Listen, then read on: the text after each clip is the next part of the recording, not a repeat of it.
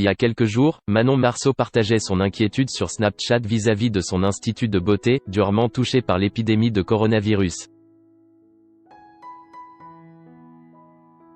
La candidate de télé-réalité révélait alors avoir fait les démarches pour obtenir de l'aide financière de la part de l'État, chose qui a fait grincer des dents les internautes.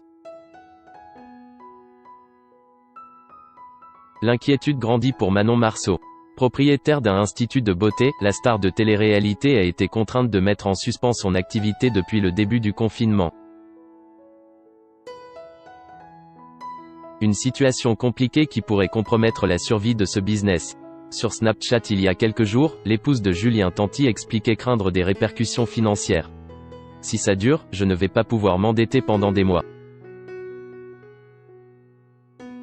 Confiait-elle. Pour sauver les murs, Manon Marceau et son équipe ont donc entrepris de faire appel à l'État pour obtenir des aides, à l'image de tous les commerces en France en somme.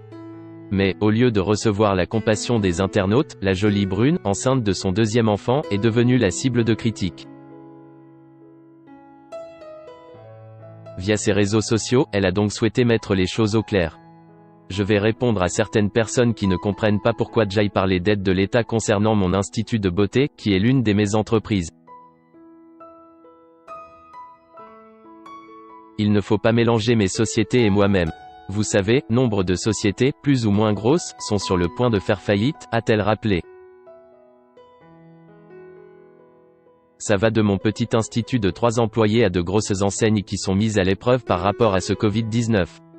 Donc, quand je lis que ça fait rire que mon institut demande l'aide de l'État, je ne vois pas ce qui est drôle. On ne parle pas de mon argent personnel. Manon Marceau s'efforce alors de fournir des explications quant au bon fonctionnement d'une entreprise. On ne parle pas de mon argent personnel. Ce n'est pas à moi de payer les charges de mon institut, les loyers, les salaires des employés qui ne perçoivent pas d'argent. Ce n'est pas à moi de payer tout ça. D'habitude, c'est l'institut qui paye, comme toutes les sociétés, a-t-elle souligné, se justifiant ainsi d'avoir recours aux aides de l'État.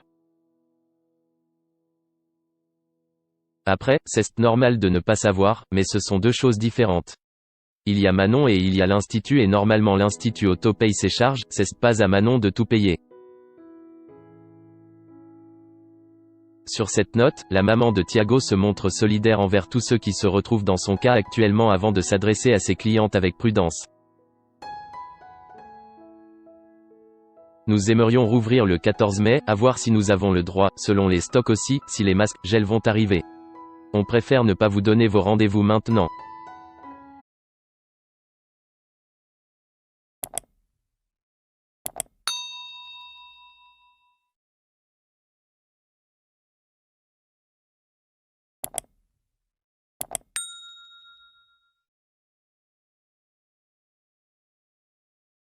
Xin chào mừng quý vị và các bạn đến với kênh tin tức VTV Online của chúng tôi.